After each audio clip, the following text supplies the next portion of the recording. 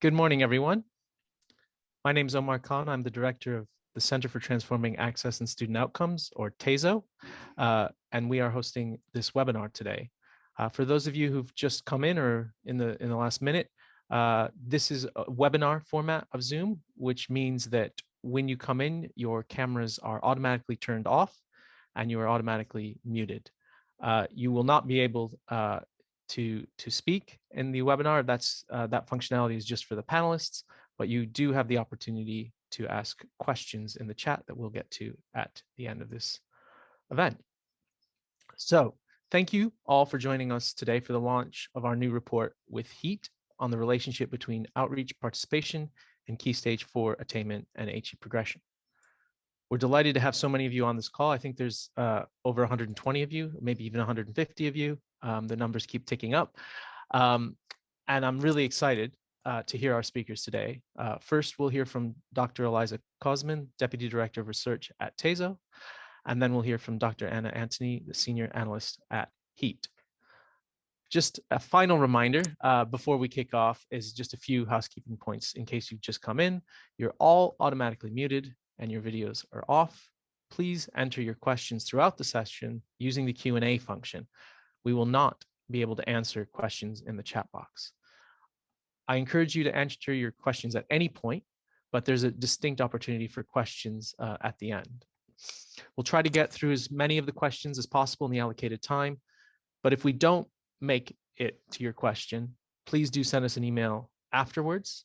I'd like to also let you know that we are recording the session and we'll distribute the recording presentation slides to attendees afterwards.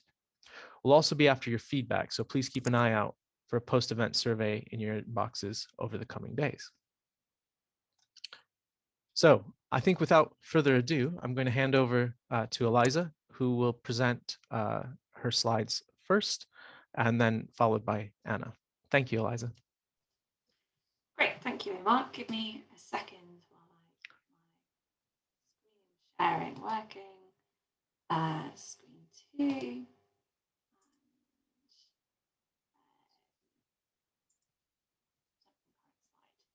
Can someone give me an indication that you can see my slides? Yes, I can. Can you hear Excellent. me? Yes, yes, sorry. I can. Thank you. Yes. No, that's great. Thank you. Brilliant. So thank you for that introduction, Omar. Really pleased to be here. Really pleased to have such a great turnout as well. And thank you for your time this morning. This event is the launch of our new report, which is titled An Investigation into the Relationship Between Outreach Participation and Key Stage 4 Attainment / HE Progression, which is quite a mouthful, but hopefully descriptive of what we've done. As Emma says, I'm Eliza Kosman. I'm Deputy Director of Research at TASO, and I conducted this analysis alongside Dr. Anna Antony, who's presenting after me today. Before I dive into this report in particular, for those of you who don't know who we are, I wanted to give a brief introduction to TASO. So TASO is envisaged as an independent hub for HE professionals to access research toolkits, evaluation techniques, to try and help stimulate and support even more and better evaluation in the HE sector. And we're interested in equality, in addressing inequalities both at entry to HE and also post-entry to HE, so at every stage of the HE life cycle. We're being set up by a consortium model of King's College London, Nottingham Trent University and the Behavioural Insights team. I'm actually really pleased to say that we're spinning out of King's as an independent charity this week. So tomorrow is our Independence Day, and you'll see some slight changes in our email addresses and things like that. But so that will be a big mark of TASO as it becomes an independent organisation separate from King's. We are an affiliate of What Works Centre and part of the UK government's What Works movement, and we are funded by the Office for Students from 2019 until 2023 in our first instance.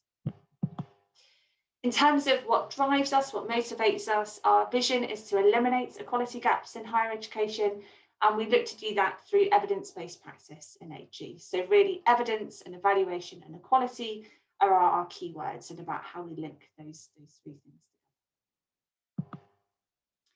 So I also, before I get into the meat of the report, wanted to give you a brief summary of our approach to evidence and evaluation to kind of motivate and situate this particular piece of work. And I've presented here are evidence cycles. So you can see that TASO adheres to what we call a three-phase evidence cycle. In phase one, we conduct our gaps analysis exercise, which is understanding what evidence we do and don't have about how to address the quality gaps in HE. In phase two, we try and fill some of those gaps, so by kind of commissioning or running new research projects. And in phase three, we look to disseminate and share the findings of our research.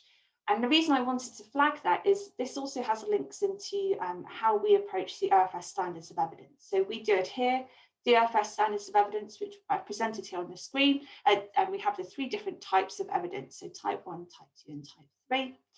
I won't go into loads of detail on that today, except to say that TASO has a particular interest in helping the sector do more and better type 3 evidence production, which is all about producing more causal impact evidence. Now, if you're interested in learning more about causation and correlation, I'm actually presenting a keynote on this at our conference on the 22nd of April, which is free to attend, and hopefully will give you kind of a bit more of an intro to that if you're less familiar.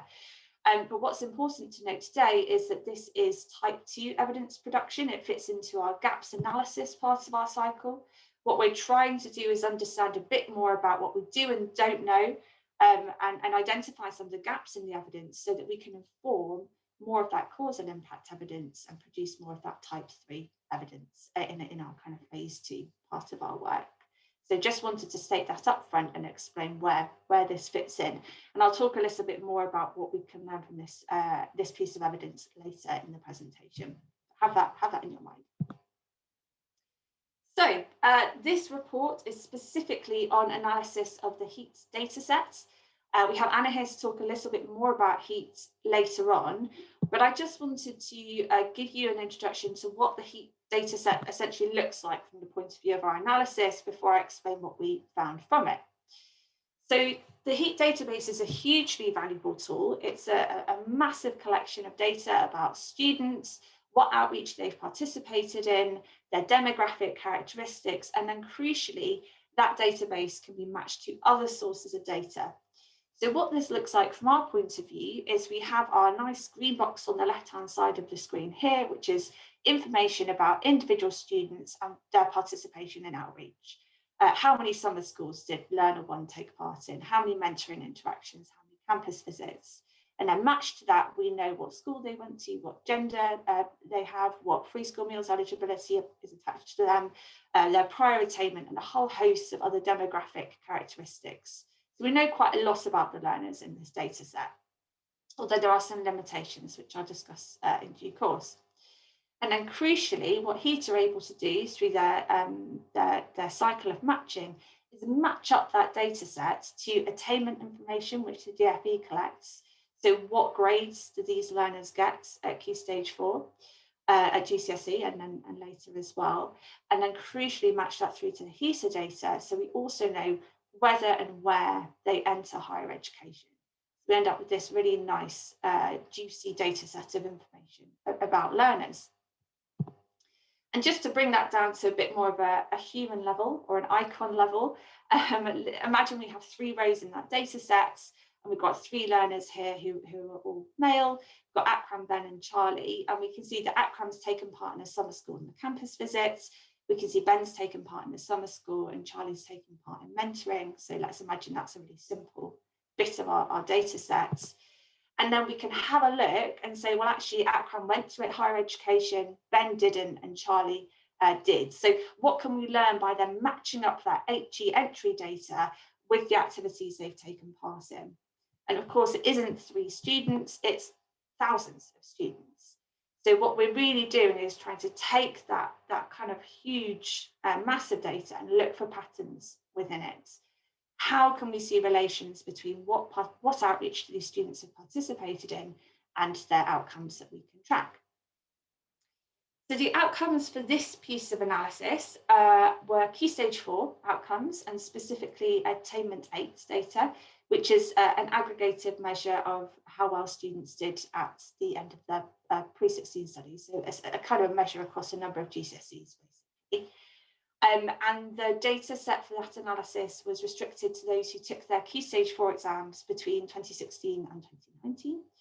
and that contains about 118,000 participant records. So this is a big, this is large scale data analysis, which has its strengths and its weaknesses, which we'll talk about, of course. And then for the HE progression data, we have a slightly different data set because of the way that the data sets are matched and what was available. And we were looking at those learners who were HE ready. So in the year that we would expect them to be ready to go to HE between 2007-8 through to 2017-18. And that relates to 165,000 participant records. So again, a large number of students in our data. However, just because the data set's large doesn't mean it's perfect. Anna's going to talk a little bit more about the limitations later on, but just to flag up front that this is obviously restricted to learners who are in the HEAT database. There are other trackers that also record activities, so this is just a snapshot. And even when we're looking at HEAT member data, there are some differences in how outreach activities are recorded in the data, and then there's some missing data in there as well. So just to be aware, this is, it's a really impressive data set, but it can't tell us absolutely everything about the national picture of outreach participation and the learners that we're interested in, the individuals we're interested in. But we shouldn't throw the baby out with the bathwater. This is still really important and a very substantial analysis, which we hope will be useful for the sector. And so to give you a taster of our analytical approach, in both cases, so in terms of the Key Stage 4 analysis and the HE entry data, so we looked at them separately, what we're really trying to find out and understand is what's the relationship between the outreach we can measure, so the summer schools, the mentoring, the campus visits, and those outcomes. So when one goes up, what happens to the other one, essentially? The more summer schools you take part in, what's likely to happen to your HE progression or your Key Stage 4 attainment. But of course, this is tied to evidence, as I've already said. These are correlations or associations, they're patterns that exist in the data, and they're not causal. So when we look at the relationship between taking part in a summer school and HE entry, all we're looking at is the pattern between those two, the correlation or the association. We can't definitively say that it's because a student took part in that activity that they have better or worse outcomes. So I'll keep hammering that point home, it's really important. Having said that, we do control for a whole suite of individual characteristics in our analysis. We provide quite a lot of detail on that in the technical reports which we've released. And crucial to remember throughout what I'm about to present is that when we present these findings or these patterns, we are controlling for existing measures of disadvantage and prior attainment that we can capture in the data. So we're trying to soak up what differences we would expect between students based on those measures, as well as gender, ethnicity, region. So using a rich kind of suite of existing characteristics, we're trying to explain away as much as we can of the pattern and just look at what's left. Of course, there are things we can't control for, and I'll come to that later on. And then to get even more technical, and I won't dwell on this today, but for our Key Stage 4 outcomes, we use linear regression to look at these relationships. And for HE progression, which is a binary outcome, yes, no, we use logistic regression. And we also have quite a lot of missing data for the HE progression. So we had to handle that in a couple of different ways, which means that we present some ranges rather than definitive numbers for our estimates of the relationship between outreach and HE progression. It just means there's a bit more uncertainty in those results, but we only present the findings where they're consistent between the different ways we're handling the missing data. I won't go into it in loads of detail today. We could probably do a separate webinar on that, but please do take a look at the technical reports if you're interested in finding out more. And then the other thing to touch on before I talk about the findings is that we have to think a little bit about how we're counting activities or outreach. And we do this in two different ways in our analysis. So number one, we want to understand what's the effect of taking part in intensive outreach. And to do that, we define bundles of intense outreach. So there are a few different ways that we think learners could be taking part in some kind of intensive outreach. For example, we would count a learner as having experienced intensive outreach if they've taken part in one or more summer school, one or more mentoring interactions. These are quite intensive activities. But also if they've taken part in a number of lighter touch interactions, so skills and attainment activities or IAG sessions. Full details are in the report, but this is an approach that was developed by HEAT with their research group and members. So that's where we've got that from. And then alongside that, we also look at individual activities and counts. So what's the relationship between intense outreach activity, but also what's the relationships with these individual activities as well. So that's what we mean when we're talking about intense outreach. So with no further ado, well, that was a bit of further ado, I will go on to our findings. And just coming back to that idea of intensity of outreach, what we find here as our headline finding is that more intensive outreach is associated with higher Key Stage 4 attainment and higher HE progression. So individuals in the HEAT dataset who take part in an intensive bundle of outreach have likely said they get higher grades at the end of their pre-16 studies, and they're more likely to go to higher education. And you can see that's plus 3.4 points on the attainment 8 is our estimate. And for HE progression, we've seen a higher level of HE progression of about 6 to 13 percentage points. So these are quite substantial differences in HE progression between those who do and don't take part in these intensive bundles of outreach activity.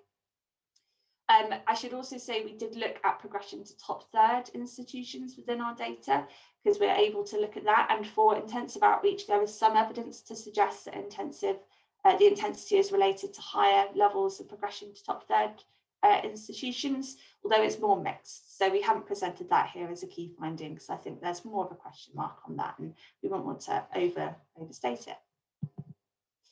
Looking at some individual activities, one of the key findings, and I think probably the strongest finding from the report, is on summer schools. So what we find is that participation in summer schools is associated with higher Key Stage 4 attainment and higher HE progression. So attainment 8 is plus 2.9 points higher for learners who have taken part in summer schools. HE progression is somewhere in the region of 5 to 14 percentage points higher. And then we also see a stronger result here for progression to top third institutions. So we're relatively confident that we're seeing kind of true pattern. So summer schools do appear to be well linked to better education outcomes for learners. And then also looking at campus visits, which are split out as a separate activity in the HEAT data, we see that campus visits are associated with higher Key Stage 4 attainment, although it's a smaller difference than for the summer schools. On HE progression, there's not really a clear association in the data, so we can't say anything definitive there.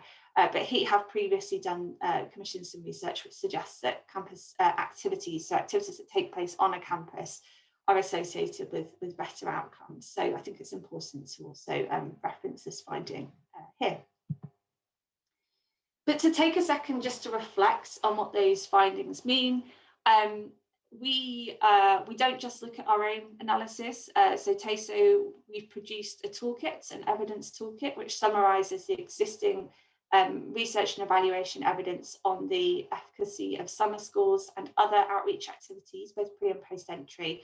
That was based on a review that we commissioned from the Education Policy Institute, which was released last January. And what we see here from these results is they do align with the existing evidence in our toolkit on a positive association between participating in summer schools and outcomes relating to higher education participation. So aspirations, attitude, and in some cases, actual participation as well.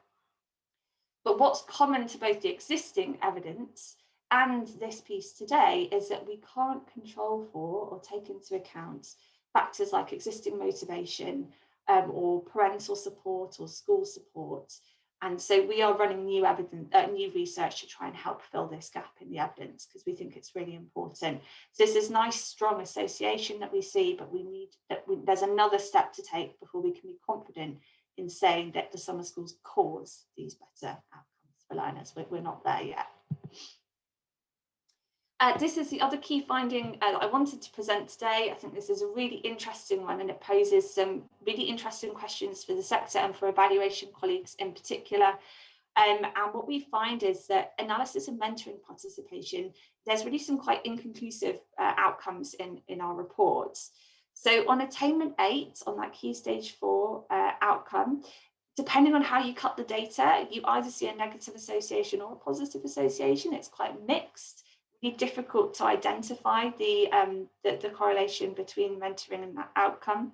And on HE progression, we do see a negative association. So HE progression and top third progression is actually lower for the learners who have taken part in mentoring in the HEAT database, which may slightly dismay any of us who have run a mentoring program or mentored anyone.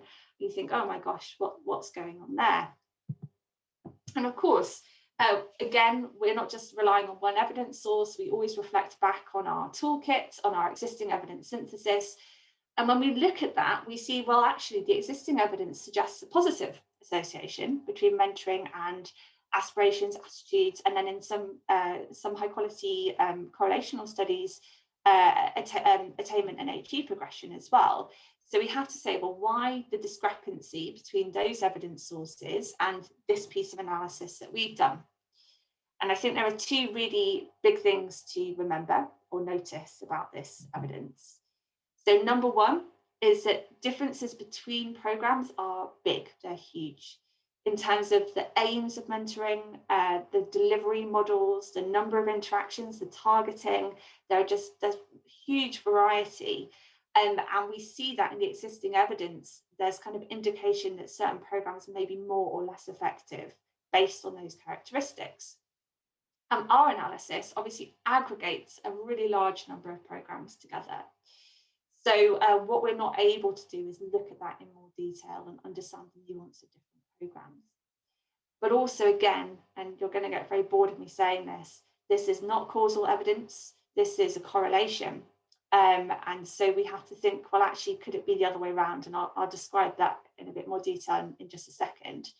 But on both points, we are running more research to try and help the sector produce more and better evaluation on this that will help us understand the effects of mentoring in more detail.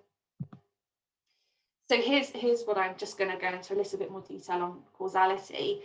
And so we all have a tendency, all humans have a tendency, when we see a pattern, so the relationship between taking part in an activity and outcome, we all want to describe or explain that pattern based on what we think should be happening. So what we might want to do is look at these results and say, well, a student attends a summer school and therefore they're more likely to enter HE. That aligns with what I believe should be happening. I think my summer school is good. I think that summer schools are good more generally. But the question I've tried to pose is, well, what about all of those things that we can't measure, we can't see, motivation, school support, family support? Are we actually looking at this a bit of the wrong way around? So is it that a student who's already more likely to enter HE is more likely to attend a summer school? Or is it a bit of both? And that's really what we're interested in finding out through our ongoing research and helping the sector to understand in more detail. And then on mentoring, just flip that the other way around. So what we want to do is think about, well, a student takes part in mentoring, and then our results say, well, they're less likely to enter HE. What's happened there? Of course, we have to consider targeting. And it's highly plausible that certain programs, at least, are systematically selecting learners who are further from going to HE, face bigger barriers to entering HE than perhaps learners who take part in other activities. So those learners are selected and more likely to take part in mentoring.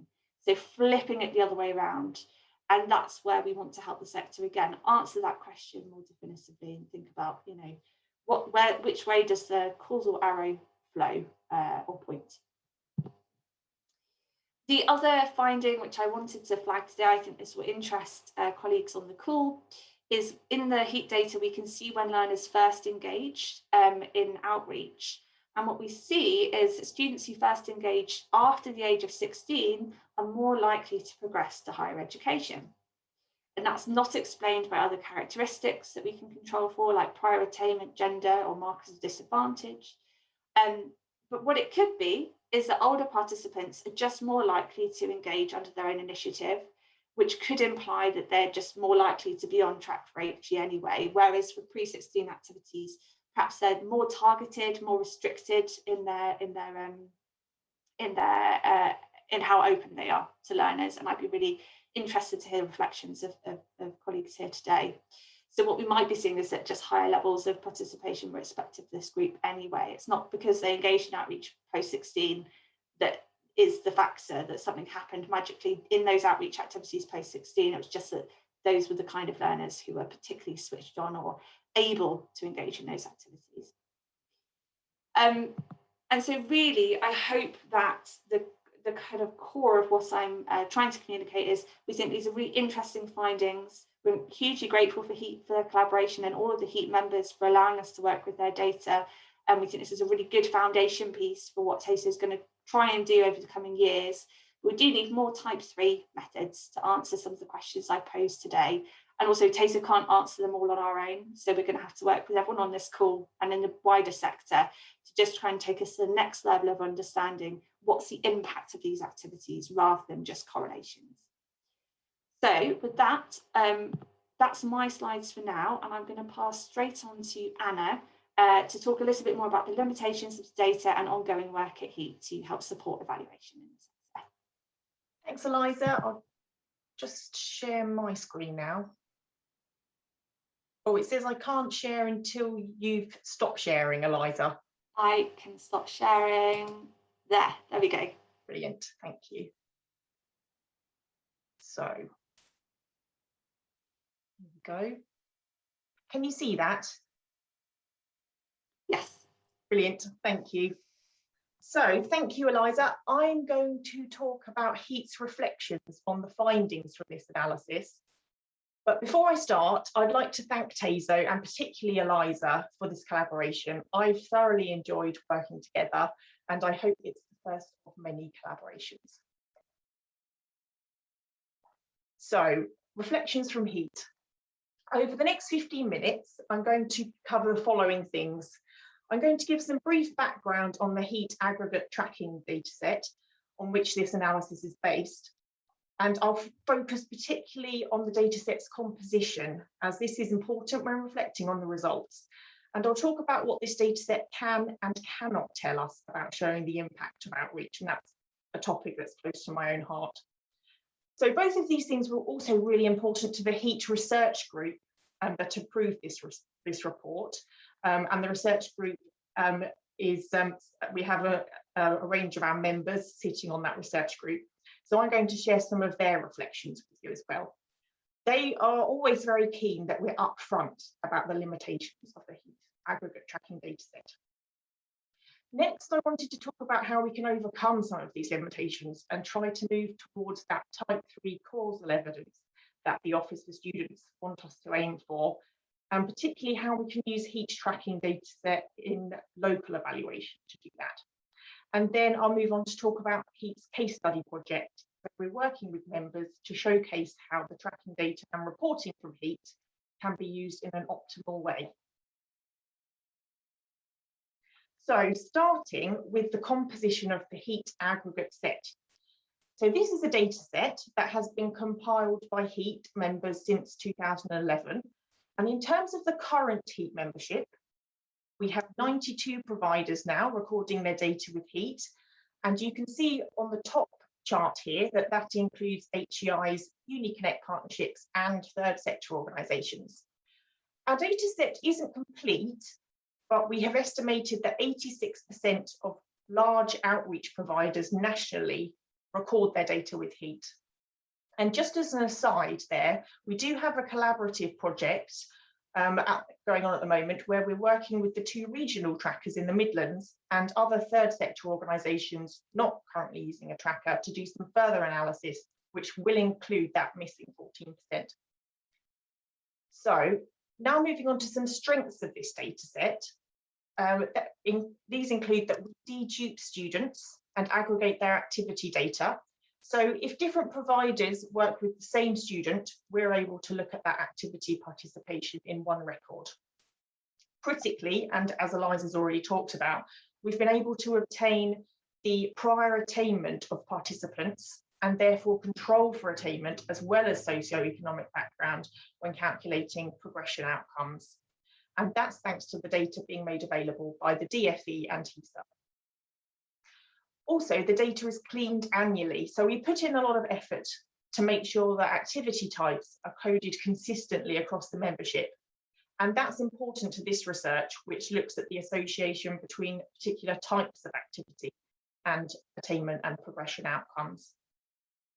However, the data set isn't perfect and it does have some quirks. So first, the composition of the data set that we used in this research doesn't mirror the composition of the current membership, as tracking data does take time to mature. So the data set for UniConnect partnerships didn't appear in this data set, as the students that UniConnect partnerships have worked with are not yet old enough to have entered HE. So actually the profile of the data set used to investigate HE progression in this analysis looks more like the bottom chart on this slide. So no UniConnect partnerships, but as you can see, a good split between pre and post 92 HEIs. So the data set isn't complete and the composition of the members contributing data has changed over time.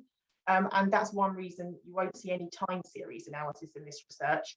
However, it's not too incomplete either, and our very large sample sizes are testament to that. And thanks to the linking of data to the MPD and HESA, it's a rich data set to draw from.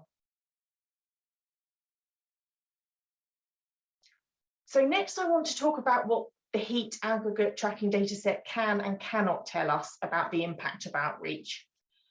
It's important to be critical, and we always are at HEAT about what this data set can and can't tell us. And that's also something that's very important to our research group. Eliza's already talked about how the findings from this research show correlation rather than causation. So this means that, as Eliza said, one variable is correlated with another, but not that one causes the other. I've put this cartoon over here to illustrate the kinds of erroneous assumptions that can be made. However, this one's a bit silly about people eating chicken going to the moon, and what we're looking at in this analysis is much more theoretically possible and plausible, but still the high-level findings that did emerge do need to be triangulated with further research. So for example, we found that participation in summer schools is associated with positive outcomes in the analysis. However, due to the fact that this data set is observational rather than collected under controlled conditions, we cannot say that taking part in a summer school will make students achieve better grades and go on to university.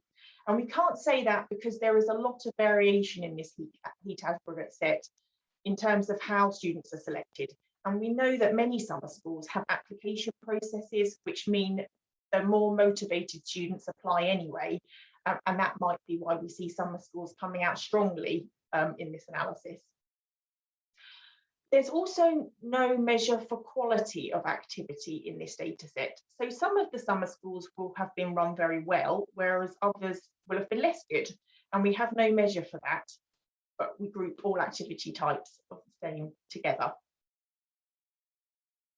Mentoring did not come out as positively associated with HE progression, but we know from other research that the success of mentoring hinges on things like the quality of the relationship between mentor and mentee, and that is not captured in this data set. So I would encourage those delivering outreach not to make any knee-jerk decisions about their mentoring programs based on these findings. So for all these reasons, analysis based on the HEAT aggregate set would only ever reach the Office for Students Type 2 in terms of their standards of evidence, not the Type 3 causal evidence. And I've put the different types down there as a reminder. However, people do argue that large sample sizes, like we have here, can smooth out some of these issues, and therefore the dataset is useful to show high-level trends. And I don't want to be overly critical about the data, but it's important to manage people's expectations around what it can and cannot tell us. So next, I've put something that's slightly separate from the analysis we did here. This is a question that I'm asked all the time, and I imagine people are wondering why this question wasn't tackled in this analysis. So the question is, what is the perfect package of activities? I think this question is actually a red herring, but I can understand why I'm asked it all the time, because it's the most obvious way of thinking about what works in terms of outreach, which is what we're all asked to do. However, there are over 3,000 different combinations of activity packages in this dataset alone. And so even with the large sample sizes we have, there's too much variation to answer that. You do also have to question whether there is an answer, as young people are different with different needs and different influences from family and friends, but I won't go into that now. So I believe what we do need to do is be more specific in the questions we're asking. We can then come up with specific evaluation designs to test hypotheses and chip away at the bigger question of what works.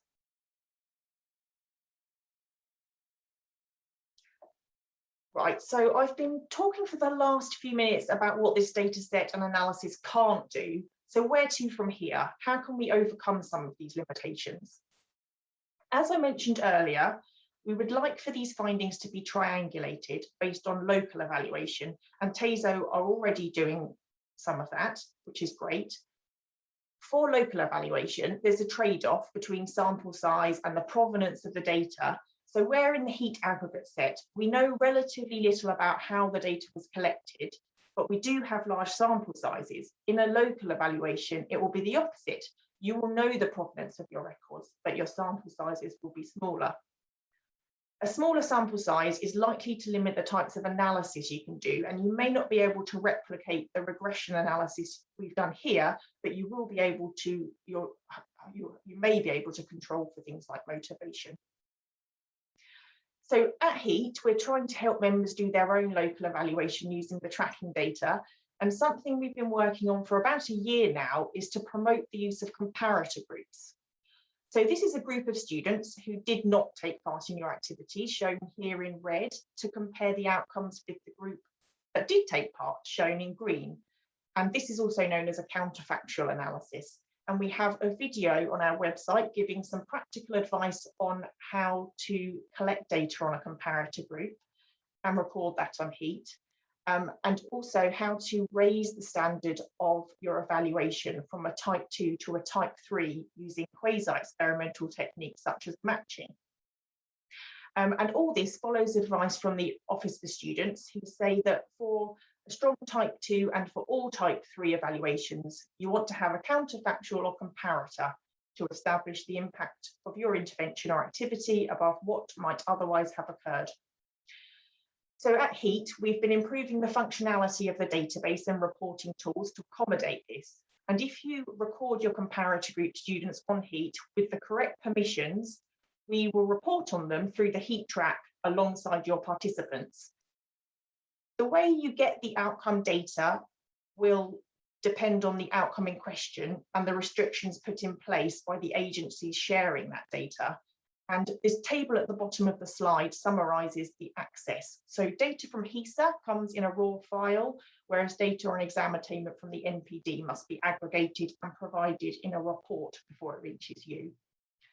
So as I say, we've changed our processes to make it possible to record and receive reporting on your comparator groups alongside participant groups. We've done that for our HEAT members. So finally, my last slide. Although all the tools are available on HEAT for HEAT members to do that reporting, I do realise it can be a bit overwhelming for our members. And I also know there are capacity issues and it can take time to think through how all of this can work. So to help with this, we're working with members at HEAT to create a series of case studies which will provide examples of how HEAT's tracking data and reporting can be used in an optimal way. And we plan to publish these case studies on our website. We have an example, which we did with the UniConnect partnership Make Happen, which is already on our website. And we also have a number of other projects in the pipeline, including examining the impact of online mentoring, including the possibility of looking at a dosage effect, and mentoring projects that contain an academic element within their design versus those that don't. And we're working with Brightside on both of those projects. We're also looking at the impact of school licenses for career development platforms, such as the ones listed there on the slide, an intensive tutoring programme, and a package of activities within an FE context. And we hope to publish all of those on our website and for members to be able to see that they can replicate those evaluation designs with their own data from HEAT. So that's the end of my slides. Thank you for listening, and I'll hand back to Omar now for the questions.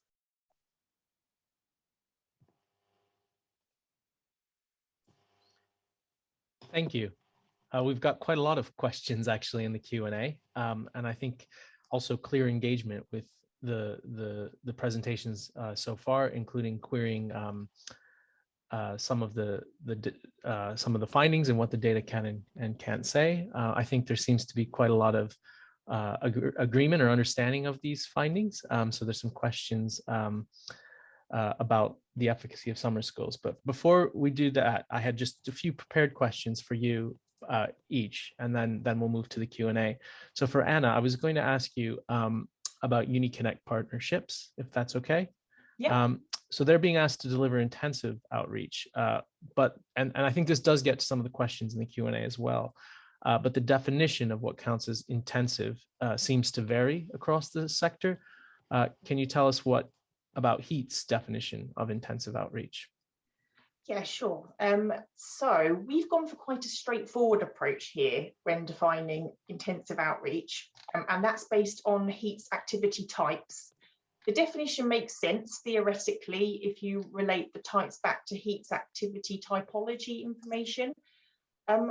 I have tried to use the tracking dataset to come up with a more data-driven definition of intensive outreach, and that's something I had conversations with the OFS about in the early days of UniConnect when it was NCOP. But the truth is, it's not as simple as letting the definition emerge from the dataset, and we hadn't been able to find a definition of intensive outreach that predicted HE participation any better than the different definition that we used here in this analysis.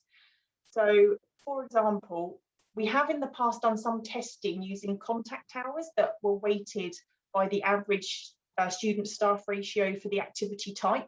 So it was much more complicated.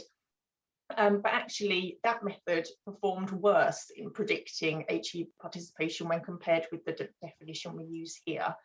And also, that definition was much more difficult to understand. So, whereas the definition we have here is quite easy to understand, it's just about activity types, and it could be applied by anyone delivering outreach. Our weighted contact hours were converted to scores. And of course, once that happened, those scores were quite far removed from anything a team delivering outreach could use to apply in practice. So for those reasons, we chose to stick with the definition that we have here, which at HEAT we do use in others of our reporting as well. So I also think that because there's so much variation in the HEAT data set, the UniConnect partnerships are probably a better place to decide which of their outreach packages are intensive and which are not for themselves. So a slightly different question for you that comes from the Q&A from Sam Kalubawila about your comment that in addition, to there being a question about the definition of intensive, the question of quality of different kinds of outreach. So is there an accepted metric? I suppose this is his question. Is there an accepted metric? His or her, sorry, Sam, this is Sam's question. Is there an accepted metric for assessing quality of outreach? Absolutely no, I don't think so. And I don't even know how we would do that, because I think about assessing the quality of school and teaching. And if you think of outreach as a sort of much more lighter touch form of that, then you would have to employ a team of Ofsted people to go around assessing the quality. So that's probably a bit extreme, but it would be very difficult to get universities to have a consistent approach to assessing their own quality of outreach that we could then record, and that's I don't think that that's something that we can even probably aim for. I think there are other variables that we haven't been able to control for, like things like motivation, that might be easier to get a agreed metric for. So that there are other things that we need to control for that we could probably focus on before trying to get agree a standards for quality. And one of the things that we haven't got to measure for on the database, but I've been thinking about how it could work, is trying to have a field that says whether that activity students opted in or didn't opt in to the activity, because that's something that we could use as a proxy for motivation that would be quite easy to record. So that I'd suggest that as an alternative to trying to invest lots of resource in coming up with a way to assess quality. Okay, great. I'm going to now move to some questions for you, Eliza. I'm going to bundle some questions together on summer schools. There's quite a few there asking about the effect. I think there's two questions that actually I think you can respond to, partly because of the work that Tezo's doing. So one question from Mark Ellis saying, could you describe a hypothetical situation in which you could make a causal connection between an individual attending a WP event or series event and then deciding to go to university? So I think the audience has really understood, Anna, you and Eliza highlighting that the evidence that we've got here isn't causal. And now they're asking, well, how would we get there? Yes, excellent question. So really this is certain research designs help us answer different questions. So when we want to produce causal evidence, we have to think about, well, what evaluation approaches could we use that are going to allow us to make causal claims? And so we do have advice on this on our website. There are a few different methods you can use. The research that we're running specifically on summer schools, we're using something called a randomized controlled trial, or RCT for short, which is essentially where what you do is summer schools are typically oversubscribed. So you have a pool of students who would like to attend your summer school.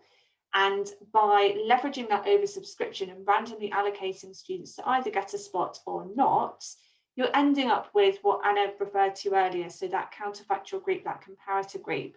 So your students who attend the summer school can be compared to those who don't. And what the randomization bit is really important, because all of those students applied, we know that they all have a similar level of motivation to attend.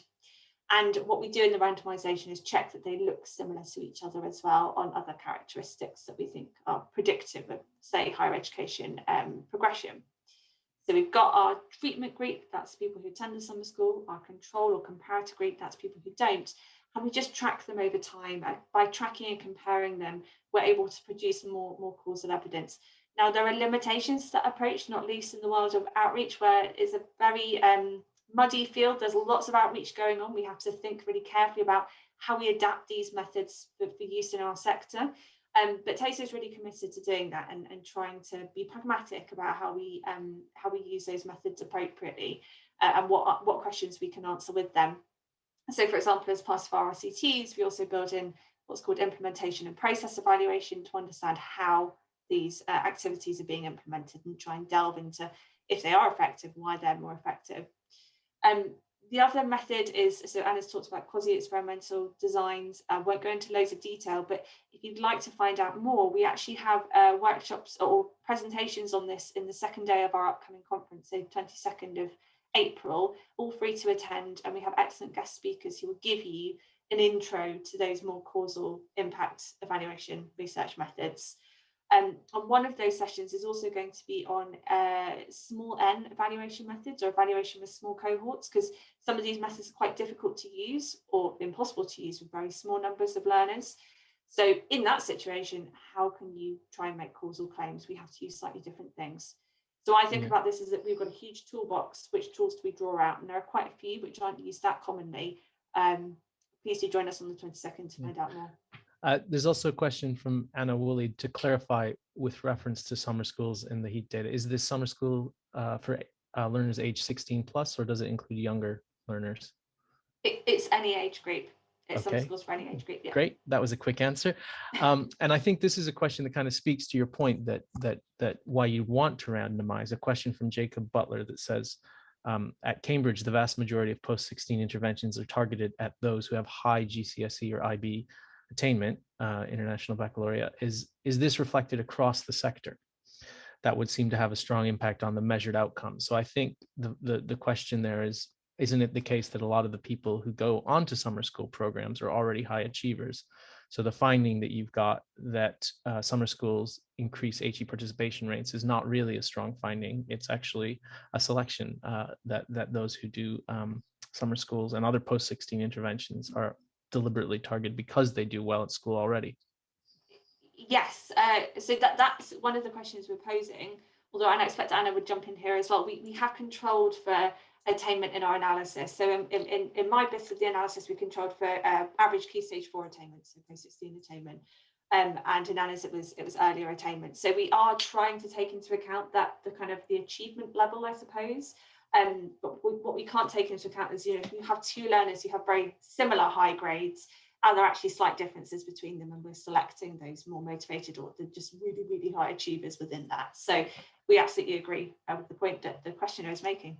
Anna, did you want to come in? So yeah, just to say, we did control for prior attainment, so that is accounted for. Something that came up from the research group was whether high tariff universities were more likely to deliver summer schools, and we did find that. So we know that high tariff universities tend to have outreach activities that are oversubscribed, so they then are in the position where they can be more selective about who they choose to go on their activities, and that's a very different targeting process or selection process to other universities where their activities aren't oversubscribed. So that could be one factor that we haven't controlled for, that is causing the the positive associations between summer schools and outcomes, and the fact that summer schools come out as looking better than other types of activity. But as far as prior attainment goes, thanks to the linking of our data with NPD data, so Key Stage 4 outcomes and Key Stage 2 outcomes for the Key Stage 4 section of the analysis, we did control for that. Okay, so there was a question then from Lucy about what other variables were controlled for, and I think a related-ish question, although it's a bit more specific about one particular control from Will Carver on, are there associations between types of outreach and Polar Q1 and Polar Q5 students? So a question about associations between types of outreach and different Polar quintiles, but I don't know. So the question also relates to that first one. Is that variable controlled for in this data? First, Anna, or I can go first. Polar was included. I need to go back to the actual report. I believe Polar was included. I can go first. So in terms of the, so we have slightly different controls in the two different pieces of analysis, because they're slightly different data sets due to the way that HE and Key Stage 4 data is linked into HEAT and the licensing as well. So in the HE, this is in the technical reports as well, if you'd like to dig into the detail. So in the HE progression analysis, we control for the year that the learner was HE ready, so trying to control for cohort effects, gender, FSM eligibility, which is administrative, so it's from the NPD, which is nice. Idaki quintile as a measure of geographic disadvantage, ethnicity, school region, and whether a learner reported as first generation to go to HE, and then whether they first engaged post-16 and average Key Stage 4 attainment. And we kind of build up iterative models in the data. So we as a kind of robustness check, we try it with lots of different covariates and then see what drops in and out. You can read about it in more detail, and I'm happy to follow up on email as well. But it's a quite a biggish list.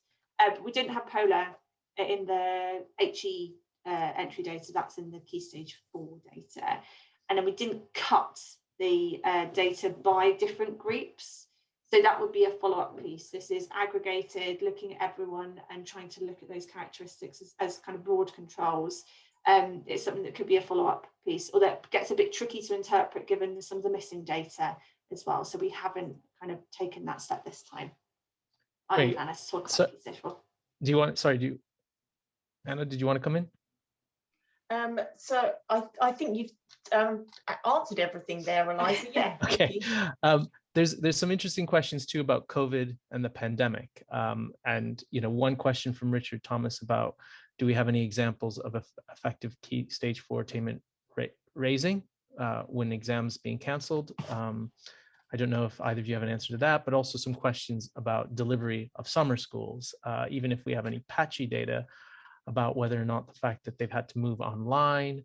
So this is from Simone Hannebaum, that do we have any scrappy hypotheses for the impact of moving summer schools online and removing the dedicated space, time, and sense of cohort that residential summer schools provide? The plausible hypothesis that it's not just the learning, but the experience that provides the benefit of summer schools, and young people going through them now are not getting that full experience.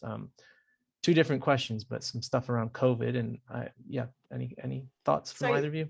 This data set did predate COVID by a couple of years, because the issue I talked about of having to wait for the data set to mature, these students would have received outreach before 2018, I think, because the year that they entered HE was 2018-19. That was the last round of HESA tracking that we did, so it was all well before COVID.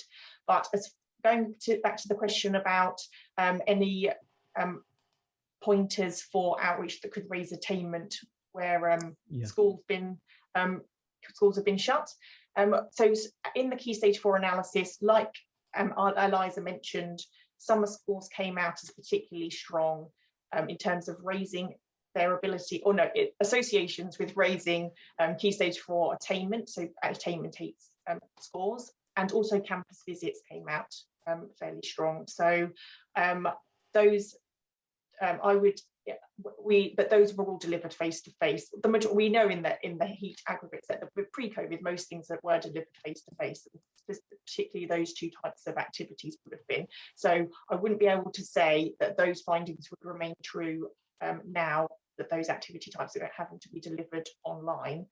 So I don't think we can say that from this analysis. I'm going to move on just because I know we only have a few minutes just to get a question on mentoring, but also the flip side, because previously I said that some institutions and interventions target high attaining kids already, so that might explain it. But we've also got a question here that actually some universities and activities are instead actually specifically targeted students with lower grades or disengaged with education. And so could it be that some of the mixed findings on mentoring specifically are because actually some providers are specifically targeting disadvantaged kids who are going to be the most difficult given the current statistics of getting into HE? So even a bump up is a good result. Yeah, we absolutely agree, and that's kind of what we want to think about, and that's the question we're posing for the sector. I think this whole report is kind of a question back to the sector, and a good starting point for lots more interesting evaluation activities that we can do. I'll also do a slight plug there for some of the work we're doing around mentoring to try and develop a bit more of a framework to capture some of those elements, those kind of quality measures, I suppose, going back to that previous question, that would allow us to understand in more detail what's going on within these mentoring programs.